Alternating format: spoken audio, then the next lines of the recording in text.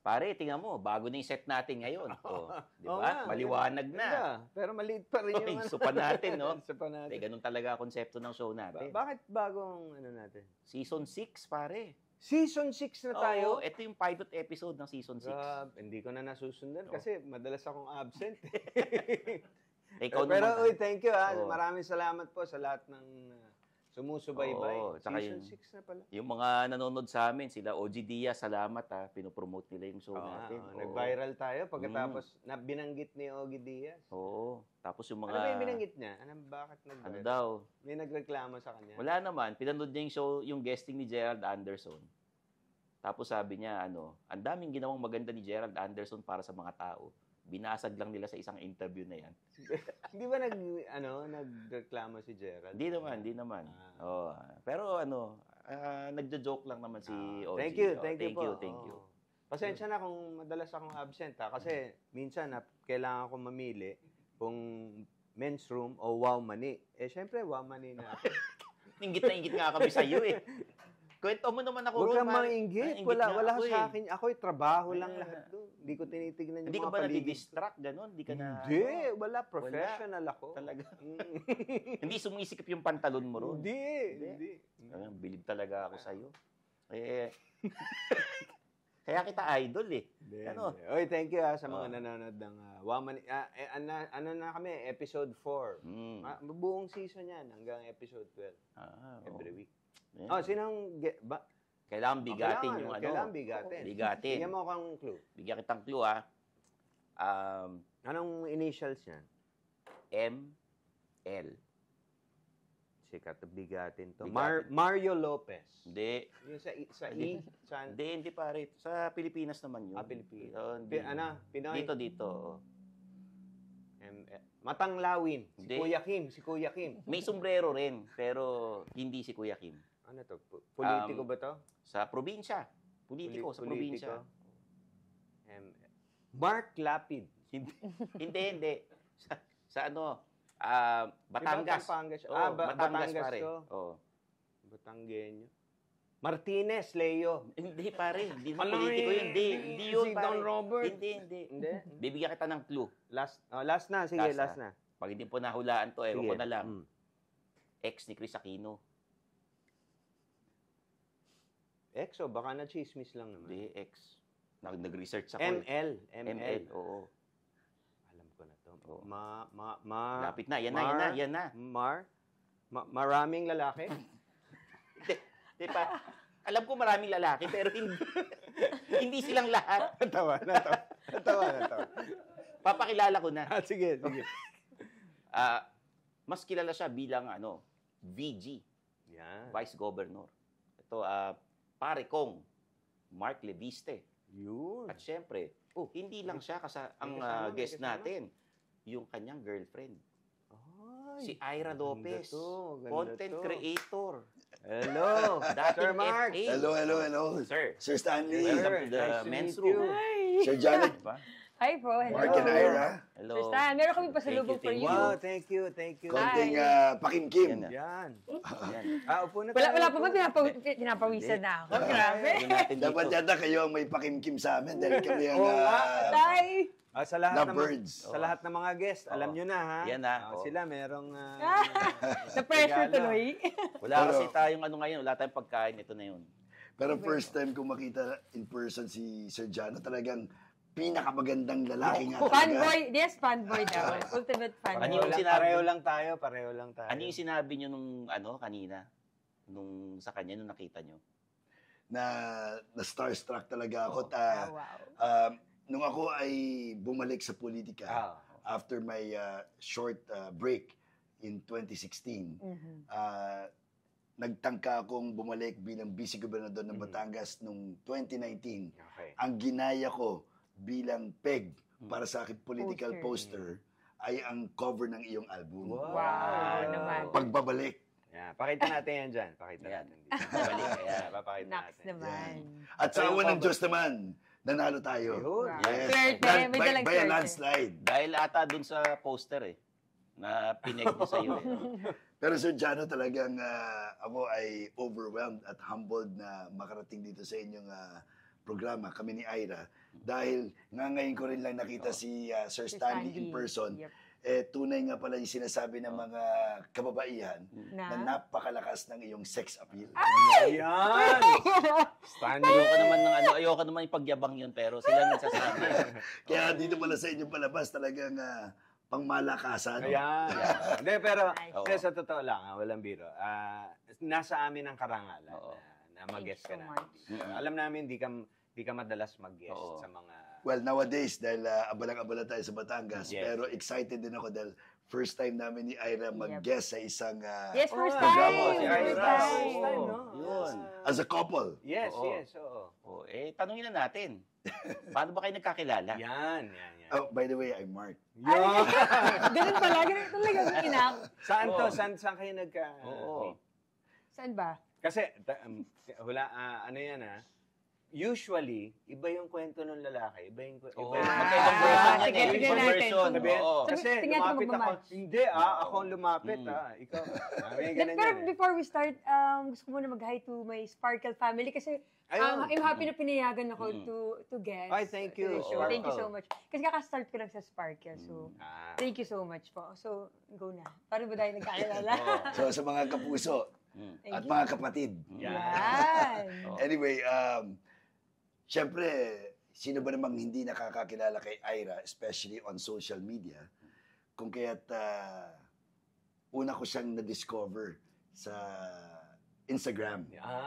She actually posted about one of her races na ginawa o ginanap sa Batangas at Batangas Racing Circuit. Ikinala ang BRC bilang karerahan ng mga sasakyan. Kotse, kasi speedway siya Pero for the first time, nagkaroon kami ng race sa BRC na bike race naman kasi I vlog about sports, so yung bike run triathlon. So, nagpa-participate ako sa mga races, mostly cycling. Ako naman, ang pinuno or chairperson ng Committee on Tourism ng buong probinsya. So, nung nakita ko yung post niya, sabi ko, maaari palang kumarera ng bisikleta sa isang speedway So after that, or racetrack. And then I slip on. Yan tayo on her DM. Yes. Ano yung unang message? Welcome to Batangas. Diba? Wala bang dun sa post niya, wala bang, hi, DM please. Walang ganon. Pero after niya nag-message, nag-reply ba ako? Hindi. So, after several attempts and efforts, fast forward, hindi na ako pinapansin. Kasi hindi nakikita. Hindi ko pa nakikita. O nakikita ko rin, kasi hindi ko naman siya kilala pa. May message request kasi baka hindi pa na-approve. Hindi na-approve. O baka naman napakarami niyang admirers. Kaya natatabunan agad yung mga mensahe ko. Pwede rin. So fast forward, meron kaming common friend. Yes. At na-realize ko sa kanyang mga post na, mukhang single si Miss Ira. Last year lang to Pero yung message po nung BRC, first message, mga 2 to 3 years ago na.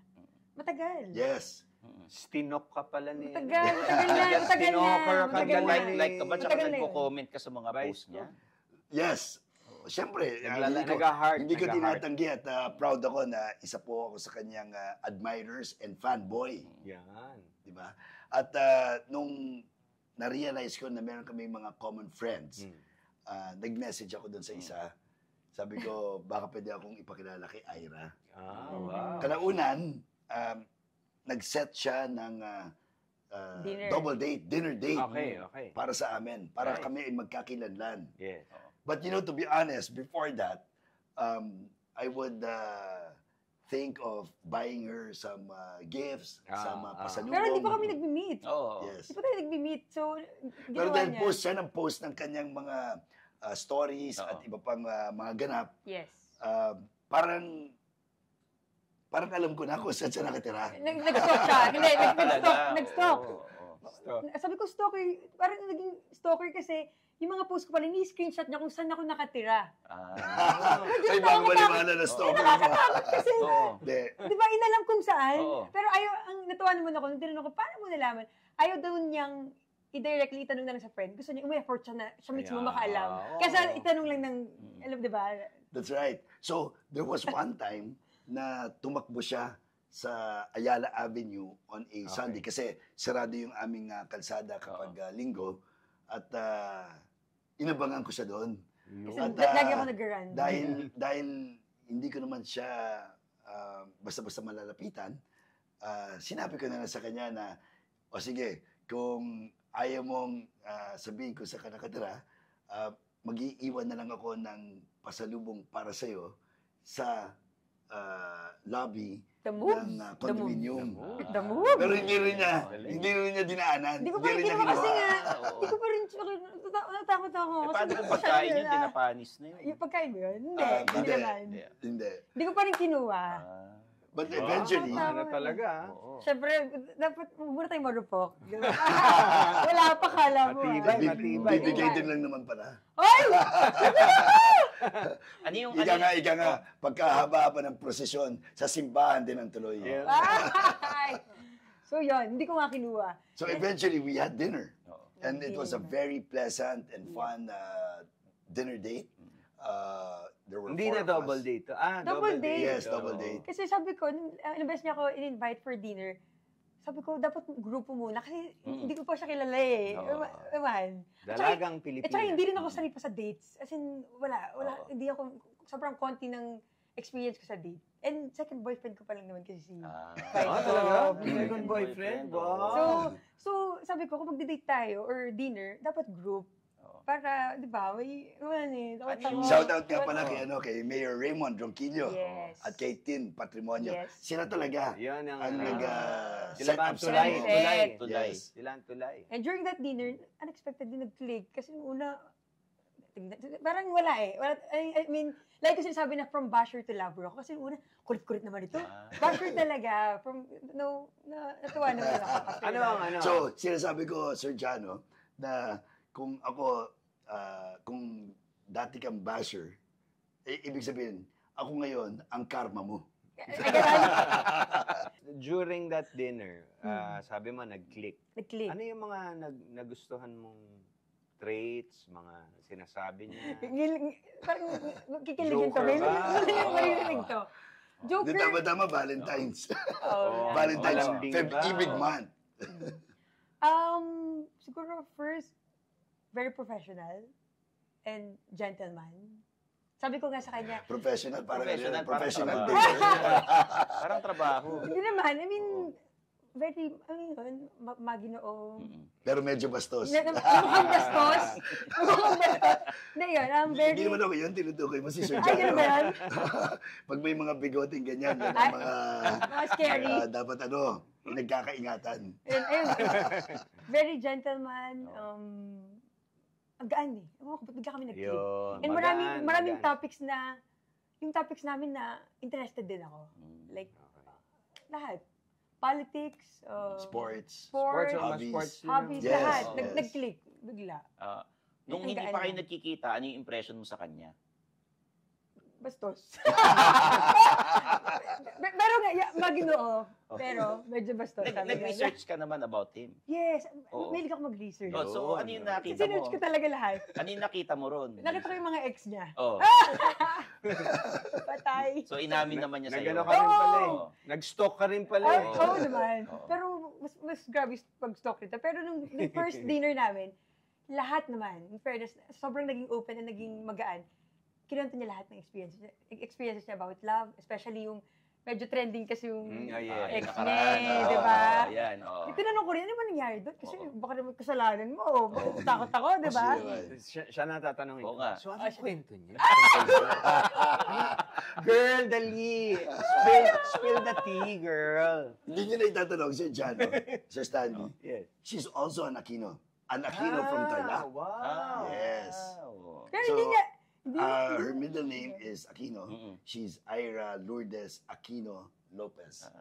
Pero after a month of dating, late ko na nasabi na, ano bang Aquino? Hindi niya alam na Aquino ako. Yes. So, nililito nyo kami. Ano na yung kwento sa'yo? Pero again, disclaimer lang, hindi po relatives. Hindi naman relatives. Ano yung kwento sa'yo, girl?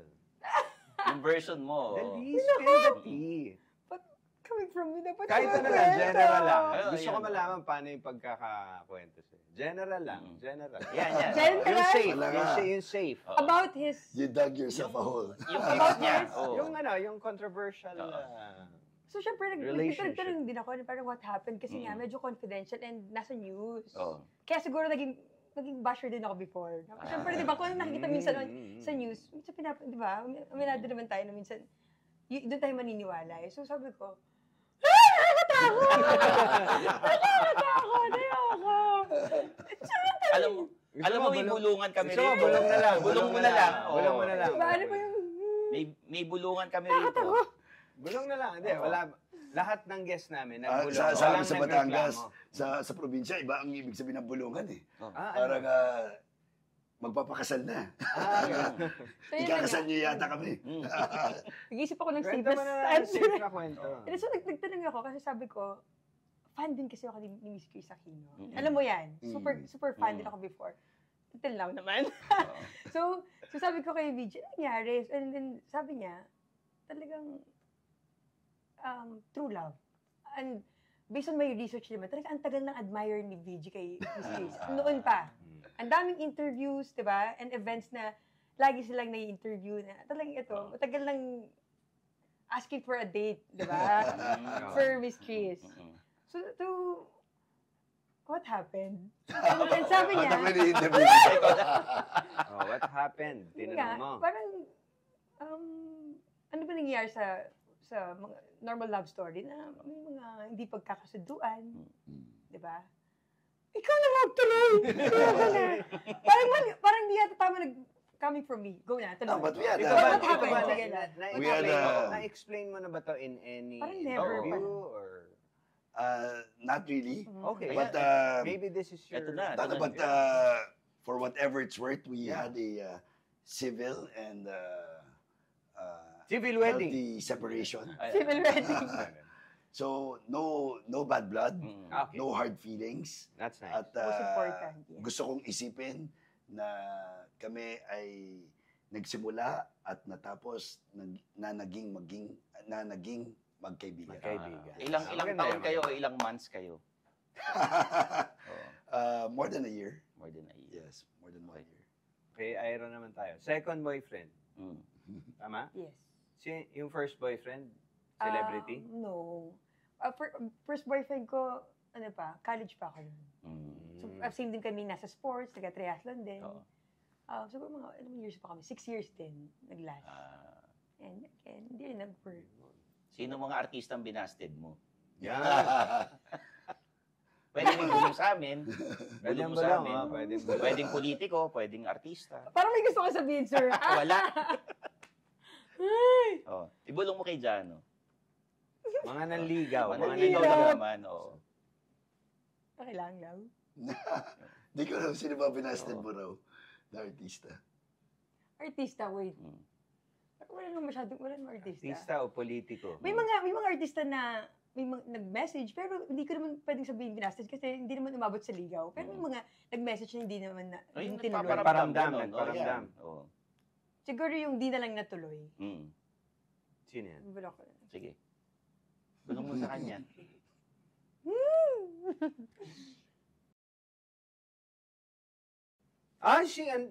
Sino? Wala.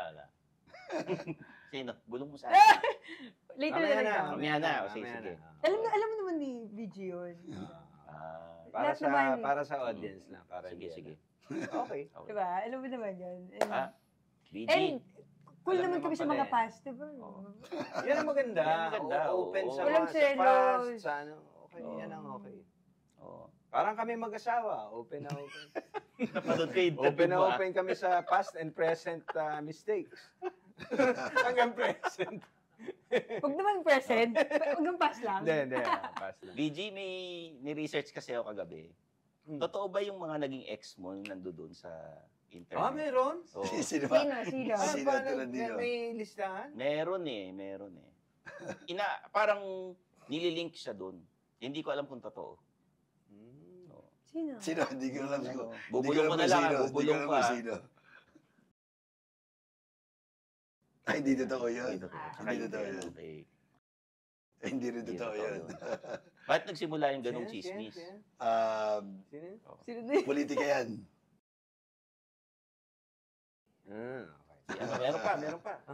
Ang dami naman dyan. Okay. May kaaway ka sa politika. Parang mas gusto ko Na-research ko rin yan. Ayun. Tinanong ko rin agad sa kanya. Parang mas gusto ko yata magtanong sa inyo tungkol kay Sir Jano. Pwede. Kung may tanong ka sa akin, pwede. Payag kami dito. Ganito na lang. Nagamit lang yun sa politika. Para, para light lang. Ibahin natin yung, wag mo naman, tinanong mo yung mga Bigat ng questions Oo, mabigat. Kasi Light lang tayo. Research lang ako eh. Last na to, about yung mga girls. Sino sa tingin mo ang mas babaero sa atin dalawa? Ay, Huwag mo na sagutin yan. Pero gusto ko sana magbigay ng, mag-prove ng statement. Sige, okay. Sa palagay ko, basta ang lalaki may bigote, yan. hindi mapagkakatiwalaan. Sabihin ko na. Bumabawi. Kala nyo Pwede ba ang opinion ko naman? Mas madalas lang akong mahuli. Hindi lang pala ito nahuhuli. Mas madalas lang akong Mas magaling eh. Mas magaling. Oo. Hindi magaling magtago. Okay. Ibahin na natin. Sige, ibahin na natin. Anong kino-comment ng mga netizens at ng mga tao sa inyo? Kasi yung age gap, medyo malaki. How many years? 20 years din. 20 years. Oh. Well, ako, I don't really bother reading comments. Yes. Maraming nagko-compliment sa akin, sa amin. Yes. Especially kapag umiikot ako sa distrito, sa probinsya. Maraming natutuwa. Maraming fans tumatangkilik kay Ira. At natutuwa rin po ako para sa kanila. Pero dun sa mga nega, sa mga bashers, I don't really pay attention. Yes. Okay. And I don't waste my time on them. Hindi siya nagbabasa ng comments. Ikaw, Ira? Ako nagbabasa ako, syempre, life ko yan eh. Siyempre, Work ko ang content creation. So lahat, comments talaga, binabasa ko talaga. And sa tagal ko na Ano mga worst comments na some of the not nice comments? Maraming nice, marami ding bad. Pero dahil ilang years na rin ako nasa online, nasanay na rin. Pero yung mga isa sa mga nabasa ko, parang too old nga daw for me. Para daw. Hindi naman, ilang years ba? Too old ba? 20 years. Hindi naman. Wala pa yun sa kalingkinan ng governor ko. Yung governor ng Batangas, ang kanyang napakasalan, meron silang 47 years na age gap. Oo. Wala yan. Yes, you go. 20. Ako, kaka 47 ko lang nung nakaraang Ilan taon ka na? 26. 40. 47. I just turned 47 last December. Hindi masama yun. And even before pa naman, sabi ko nga kay VG, never ako na-attack sa same age ko or younger than me. Lagi older guys. Kasi parang I find them more attractive because of maturity, ambition, confidence. Mas confident and na. syempre yung knowledge. Kasi dami ko natutunan kay VG din. Thank diba? you. Parang, and, Tsaka gwapo rin, ha? Oo. Gwapo. Fit na. Secret. Fit na fit ka eh. Walang katsansyan. Very fit. Ito ang sikreto ko. Gandang... Sinasabay ko mag-workout. Kailangan ko makipagsabayan kay Ira. No, but in all honesty, she really motivates me, challenges me at times, and I appreciate her effort and our activities to stay fit and healthy. Yan naman. So, pag may mga races ako, especially fun run. Thank you. Sinasama ko si VG sa mga fun run. And, fun run. yes, sa mga fun run. Pero before that, before meeting Ira, ano mga, aside, nakikita ko nag-golf. Yes, I play a lot of golf, but other than golf, I play basketball. I used to play soccer or football for the school. Talaga. And just like Ira, mahilig ako tumakbo. I used to run a lot. Sa politika ba ito? Pareho yan. At kapag hinahabol niya. Mabilis talaga ako tumakbo. No, but kidding aside, I used to run a lot of marathons. Nice. Before. Nagano ka na ba sa foreign? No. Dito lang, pero dumadayo ako. Nakatakbo ako sa Camsur, dito sa Maynila. Yes. Sa Condura Skyway. Is that a bucket list for both of you? Yes. Sabi ko, ano ba yung pinakasikat na marathon? Yung mga New York Marathon, Boston Marathon. Boston.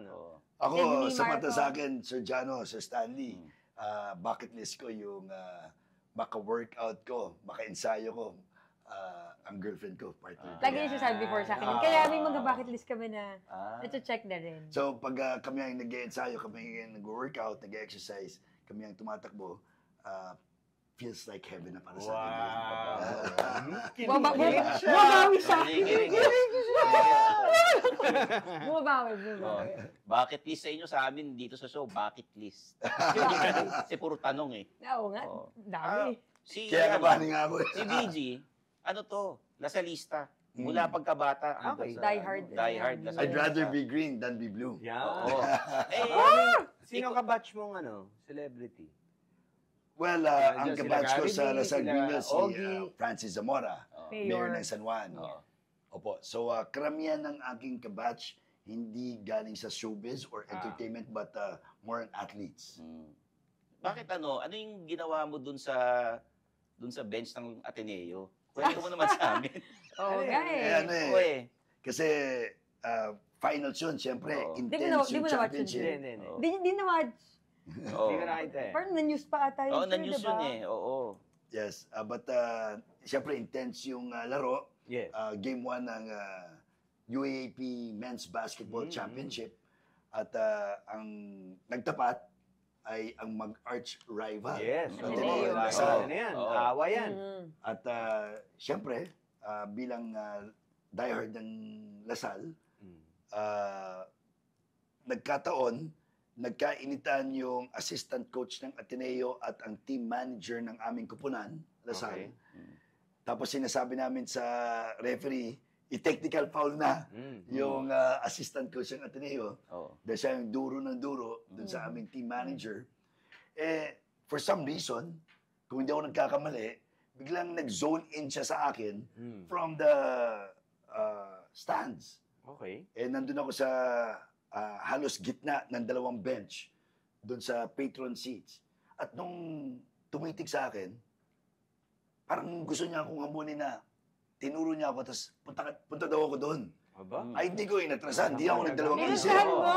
Oo, from my seat. Tinawag siya eh. Sinugod ko siya sa kanyang lugar, sa kanyang bench. Habang time out, yung naka-time out yung laro. So, sumugod ako. Hinamon ko. Alam naman ako yung pumasok sa court. Bawal yun. Siyang lumabas. Biglang inawat na lang kami ng mga spectators at ng security. Hanapin ko nga yun. Sa awa ng Diyos, nanalo kami nung larong yon, nung araw na yon, at naipanalo namin yung buong series. Wow. Kami nag-champion nung taon Sulit na naman yun. pala. Sulit. Kaya naman, talo kayo, di ba? May research ko yan. Alam mo naman kami mga Batanggenyo, may kasabihan, mawala ng yaman, wag lang ng yabang. Ay, Diba? But anyway, ang biro nga ng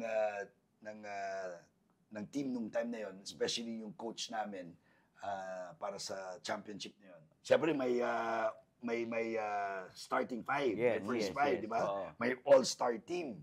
At ako daw yung sixth man. Ako yung key factor. Dahil sa Pero ganoon talaga ang passion namin para sa aming alma mater. At lalo na pag nakatapat namin yung aming arch rival. Pag Lasal Ateneo, kahit mga magpapamilya, nagtatalo, di ba? Yes. Mga mag-ama. Parang eleksyon yan. Kami, sa aming angkan, sa aming pamilya, may mga Atenista, maraming Lasalista. Pag UAAP season, walang imikan. Grabe. Walang kaibigan pag UAAP. Who you? Nabanggit na, parang eleksyon yan. Mag-e-eleksyon na. Anong mga... Punta na tayo doon. Oo. tatakbo siyang congressman ng 3rd District. For the first time. Yes. So I'll be running as representative of the 3rd District, congressman. Tulad ng sinabi ni Ira, yun yung unang pagkakataon na ako ay lalaban sa isang posisyon o pwesto na walang kinalaman sa Kapitolyo ng Batangas. All these years, in the last 20, going 21 years, kasi nagsimula ako sa aking karera sa politika taong 2004 bilang board member. I'm now serving my 5th term, pang-5 termino bilang vice governor. At minsan ako ay kumandidato rin bilang gobernador noong taong 2016. Pero ako ay kinulang ng 3% sa nakaupong gobernador ngayon na si Governor Dodo Mandanas. Pero kalaunan, kinuha rin niya ako bilang running mate as vice governor kung kaya't nakabalik po ako sa Kapitolyo. And as I've mentioned, I'm running for Congress. It's a position that does not involve the provincial government or outside the provincial capital. Maganda for the audience, no? For the audience. Kasi I feel, serious na tayo, I feel, kala ko kanina pa tayo seryoso. Seryoso naman yung mga sagot ko. Feeling ko, ang mga voters natin, minsan, hindi nila alam yung the job that they're voting for. So can you give them, from Vice Governor, anong kinaiba nun ng trabaho nun as sa congressman? Actually, wala masyadong pinagkaiba because being vice governor or member of the Sangguniang Panlalawigan and being congressman, ang aming primary role and responsibility is to think and introduce laws that will benefit the province and the country in general. Ang pinagkaiba lang siguro, yung mga batas na aming pinapakilala at pinapasa sa Kapitolyo o sa Sangguniang Panlalawigan ay para lamang sa probinsya, para sa lalawigan ng Batangas. Samantala, bilang congressman, bilang kinatawan ng mababang kapulungan, ang mga batas na iyong naiisip at ipapakilala, gayon din ipapasa, ay para sa buong bansa. Anong unang law naman yung para sa yung pa-priority mo? Well, definitely, meron kami mga priorities sa Batangas na sa palagay ko magiging kapakipakinabang sa buong bansa. At ang isa sa aking mga advocacies ay pangalagahan ang sanctity ng pamilya. Okay. Opo. At dati nagkausap po kami ng Archdiocese of Lipa sa pangunguna ng aming arsobispo. At sinabi ko sa kanya na hindi ako sang-ayon sa divorce bill. Why? Maganda yan. Bakit? Kasi medyo controversial. Bakit? Dahil maraming Pinoy din. Una-una, marami na tayong batas para sa mag-asawang hindi magkasundo, tulad ng legal separation, ng annulment. Siguro, yun na lang ang ating bisitahin ulit at pag-aralan kung paano natin pwedeng baguhin na magiging attune sa panahon ngayon. Mas padalihin. Opo, hindi na kailangan na magbago o magdagdag ng panibagong batas sa mga mag-asawang hindi nagkakasundo. Kasi minsan nakakarinig tayo ng mga istorya, lalo na sa Amerika, na parang pinaglalaruan na lang nila yung sanctity of marriage. Di ba, mga joke sa mga foreign movies? I'm on my 3rd husband now. Mga ganun. Parang ang bilis. O di kaya, may nakilala lang sa nightclub sa Las Vegas. Bigla mag-drive-through. Diba? The next day, divorce. After 24 hours, divorce na. Tsaka malinaw naman na ang pinopromote mo ay sanctity of family, marriage.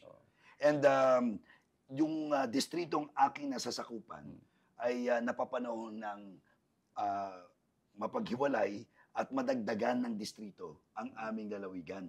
Sa ganung paraan ay mas dadami o bubuhos ang resources ng national government agencies sa aming lalawigan para sa kapakinabangan ng ating mga kababayan or nasasakupan ng aming distrito.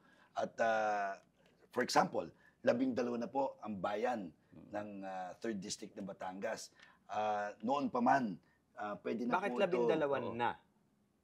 Kasi we have a total of 34 towns in Batangas and the 3rd District has 12 towns. Pero noon pa man, pwede na po itong ipaghiwalay at madagdagan ng distrito ang aming lalawigan. Sa ganung paraan, magkakaroon ng additional representation at makakapagdala yung mga kinatawan ng mga distritong ito sa mas maraming distrito sa iba't ibang bayan, imbis na paghati-hatian ng 12. Tama. Opo. BG, kung yari, congressman ka na ngayon. Kunyari, hindi ka tatakbo, congressman ka na. Pipirma ka ba dun sa impeachment? Yan. Curious lang ako, ha? Actually, naipasa na yan sa lower house. So, yan ay iaangat sa upper house o sa Senado.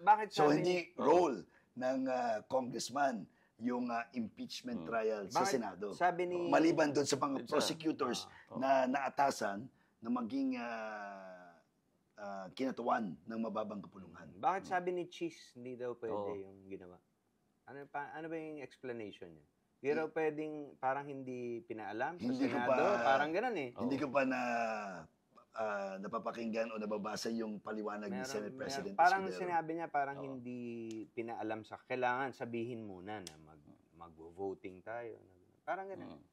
Tama ba? Anyway. Ayun.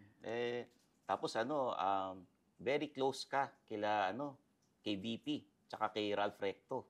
Mga kaibigan mo. Well, ilan sila sa mga leaders natin na aking tinatangkilik at I look up to. Especially Secretary Ralph Recto of the Department of Finance dahil pinagmamalaki ko naman at hindi ko ikinakahiya na nung ako'y nagsimula sa politika, ako ay sa pool na batang Recto. Ako'y lumaki sa Recto School of Government. Nung ako'y nagsimula bilang board member, nung naging vice governor ako for 3 terms ni Ate V, magkasama kami for almost 1 decade or 9 years. Ang biro nga sa amin ni Senator Recto, ako ang love team ni Vilma Santos sa Kapitolyo. Pero siyempre, siyang tunay na ka-love team. Pero masasabi natin, batang Recto ka, hindi ka Bilmanyan. Well, naging Bilmanyan na rin ako. Bilmanyan ka na rin.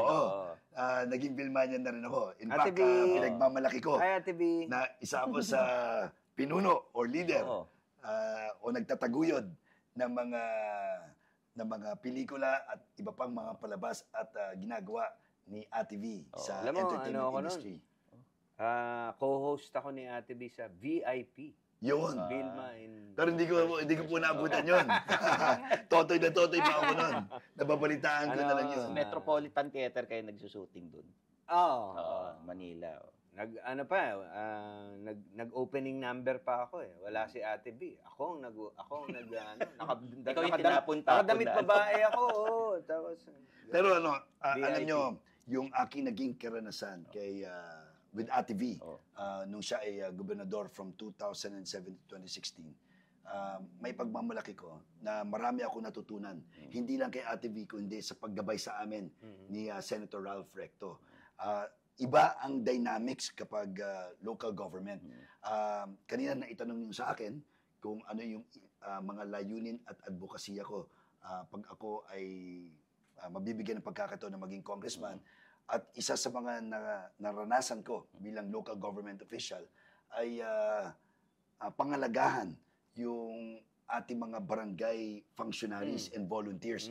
Alam nyo, marami sa ating mga kagawad, mga tanod, mga barangay health workers, nutrition scholars, at iba pang mga tumutulong sa ating pamahalaan mula sa barangay ay walang natatanggap na sahod o pensyon.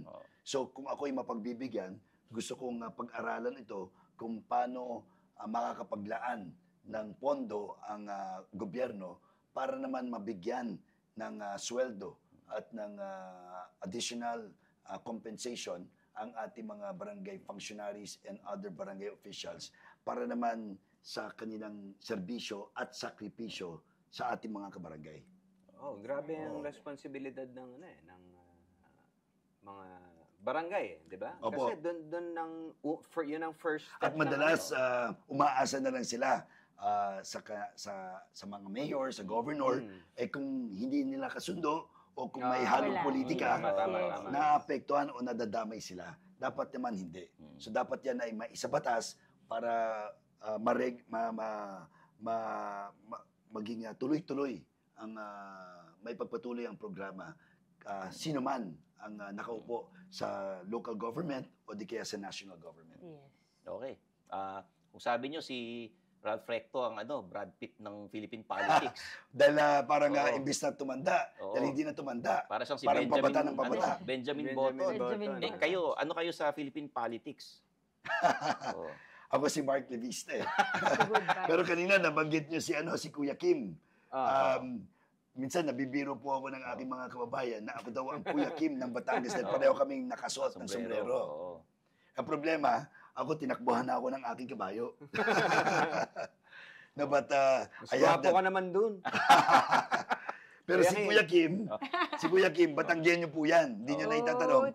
Ang kanyang ama, si former Manila Mayor Lito Atienza, ay taga Taal, Batangas. Samantala ang kanyang ina, si Mrs. Atienza, ay mula sa San Luis, Batangas. So, Taal na Batanggenyo, si Kuya Kim. Rider din yan eh, no? Yes. Rider din yan si Kuya Kim. Kuya Kim, talagang may mga koleksyon ng Vespa yan eh. Yes. Hindi, tsaka cycling. Vintage, and biking. Very athletic. Very fit He's also yun eh. a runner, triathlete, Triathlete. and works out a lot. Tsaka mahilig sa trivia. Pero hindi ko pa nga naitatanong kung may biyak din siya sa likod eh. Ito, I hate to bring this up, pero nasa, yan eh, lumalabas yan eh. So don't bring it up. I'm just kidding. Hindi, siya eh,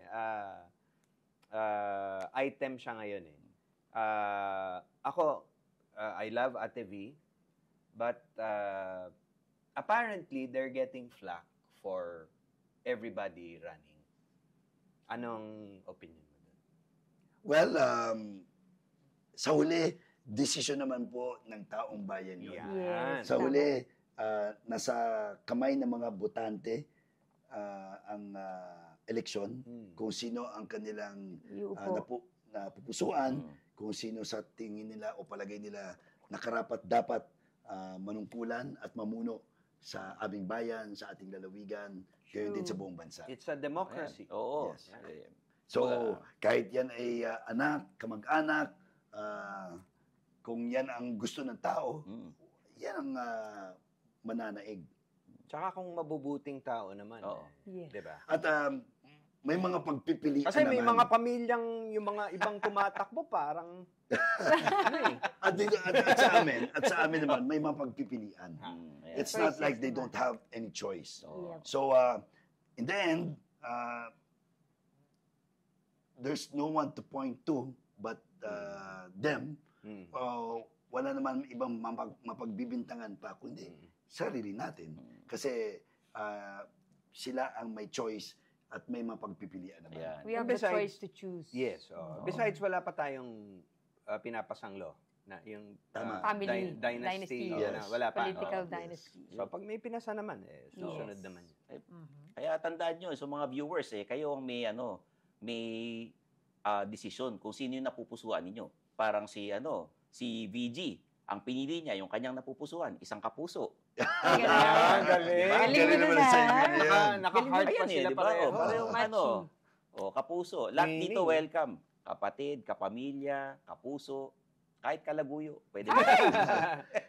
And dapat laging tandaan that age is just a number. Yan. Totoo Diba? yun. Sabi nga ng aking kababayan na si Shell Jokno, ang edad kaibigan ko yun. ay numero laang, hindi hadlang.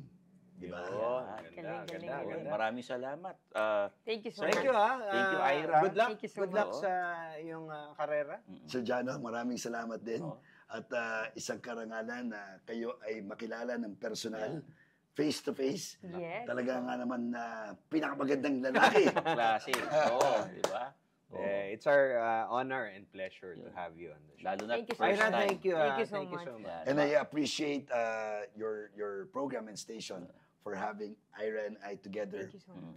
dito First sa time. First time. pilot Oo, episode yan. Pilot ba? ng inyong Yes, sixth yes. season. New Yan. season. Okay. So, Congratulations. congratulations and more power. Thank you, Thank you Derek. so much. Thank you. Thank you. Guys, sana I'm sure nag-enjoy Oo. kayo. We'll see you next week. Oh. Ira Lopez and VG Mark Leviste. Bye, guys. Congressman na. Oh. Bye.